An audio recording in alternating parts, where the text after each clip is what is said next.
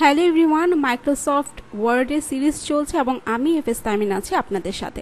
গত পর্বে আমরা এই যে ইনসার্ট মেনুর কভার পেজ অপশনটা দেখেছিলাম যে কিভাবে আমরা এই টেমপ্লেটগুলো থেকে নিজের মতো করে কাস্টমাইজ করে একটা কভার পেজ বানিয়ে ফেলতে পারি। এই কভার পেজটা আপনার ইবুকের জন্য হতে পারে, অন্যান্য ডকুমেন্টের জন্য কিন্তু হতে পারে। তো এটা আপনারা যদি না দেখে থাকেন অবশ্যই দেখে নেবেন। এবং আজকে আমরা আলোচনা করব টেবিল নিয়ে।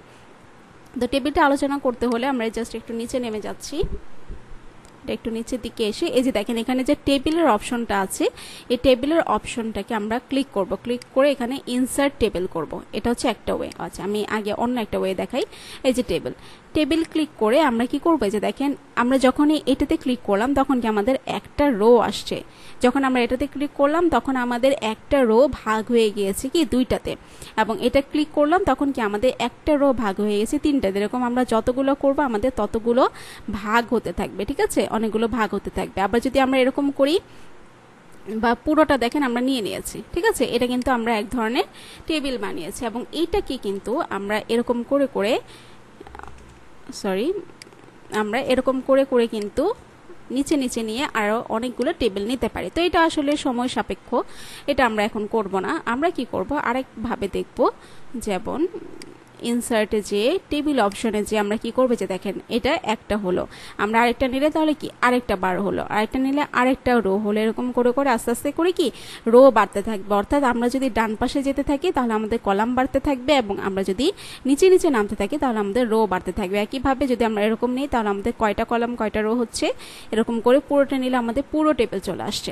এখন আমরা যদি না জানি, যদি এটাতে ক্লিক করে আমাদের এখানে কিন্তু পুরো একটা টেবিল চলে আসছে, কিন্তু আমরা তো জানি না যে আমাদের কয়টা কলাম লাগবে, কয়টা রো লাগবে, বা আমরা যদি নির্দিষ্ট করে জানি তখন কি করব, এখান থেকে এই যে ইনসার্ট টেবিল এটাতে আমরা ক্লিক করব। ক্লিক করার পর দেখেন এখানে বলছে যে নাম্বার অফ কলাম, আমাদের কয়টা কলাম লাগবে। আমরা যদি ধরি যে আমাদের কলাম লাগবে ধরেন 3টা, আর আমাদের রো লাগবে হচ্ছে 5টা, ঠিক আছে, এটা দিয়ে আমরা ওকে দিলাম। দেখেন আমাদের কলাম 1টা 2টা 3টা কলাম, এবং 1টা 2টা 3টা 4টা 5টা কিন্তু রো চলে আসছে। তো আমাদের কয়টা রো লাগবে, কয়টা কলাম লাগবে, এগুলো কিন্তু আমরা এভাবে করে সুন্দর করে কিন্তু সিলেক্ট করে নিয়ে আসতে পারবো। ওকে, এখন যখন আমরা এই টেবিলটা নিয়ে আসছি, এখন দেখেন এখানে কিছু ডিজাইনের অপশন কিন্তু চলে আসছে সাথে সাথে। আমরা যে এরকম করে হালকা করে নিতে পারবো, এটা নিতে পারবো, এটা নিতে পারবো, ঠিক আছে। এই যে দেখেন প্রত্যেকটা কিন্তু আলাদা আলাদা স্টাইলে আছে। আমরা এটা নিতে পারবো, অথবা এটা নিতে পারবো, অথবা এটা নিতে পারবো।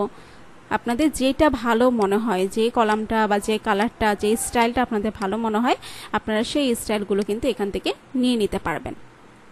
ওকে, এরপর আসেন আমাদের আরেকটা অপশন আছে কি ড্র টেবিল। ড্র টেবিলটা কি আমরা নিজের মতো করে এখান থেকে ড্র করতে পারবো। এই যে ধরেন এখানে দিলাম,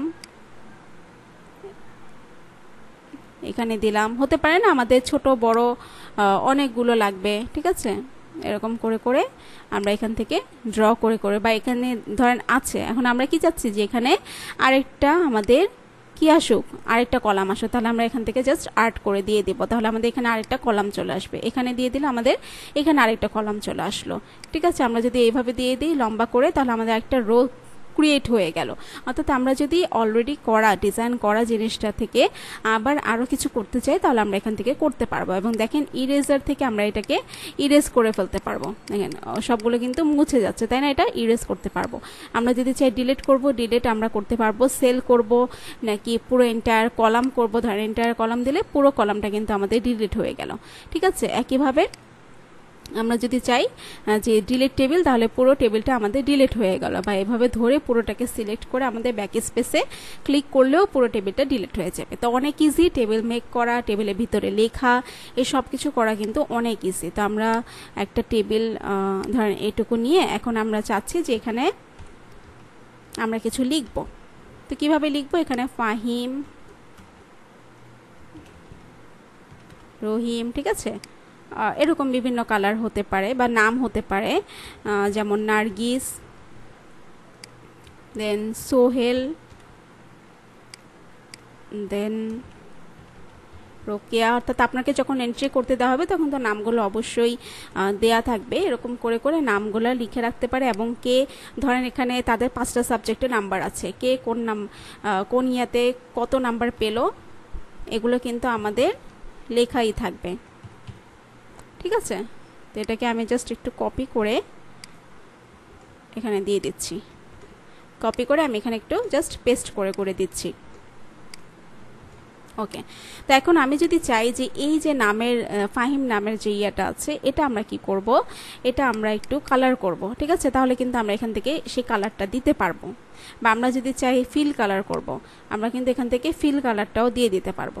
ঠিক আছে, অর্থাৎ সুন্দর করে আমরা এখানে থেকে ডিজাইন করতে পারবো। যখন আমরা কোনো একটা প্রজেক্ট করব তখন আমরা এই ডিজাইনগুলো করে দেখাবো। কিন্তু যেহেতু এটা টুলসের ক্লাস হচ্ছে, তাই প্রত্যেকটা সিঙ্গেল টুলস আপনারা কিভাবে ইউজ করবেন এই জিনিসগুলো কিন্তু এখানে দেখানো হচ্ছে। আশা করছি সিরিজটা আপনারা এনজয় করছেন এবং অনেক কিছু শিখতে পারছেন। যদি কোনো প্রবলেম হয় তাহলে অবশ্যই আমাদের কমেন্ট করে জানাবেন অথবা আমাদের কমিউনিটিতে পোস্ট করে জানাবেন। এর পরের ভিডিওতে আমরা কি দেখব, এই যে ইনসার্ট যে মেনু, এই ইনসার্ট মেনুর আন্ডারে যে পিকচার এবং শেপের কাজগুলো আছে আমরা এই কাজগুলো পরবর্তী ক্লাসে দেখব। সবাই ভালো থাকবেন, সুস্থ থাকবেন, আল্লাহ হাফেজ।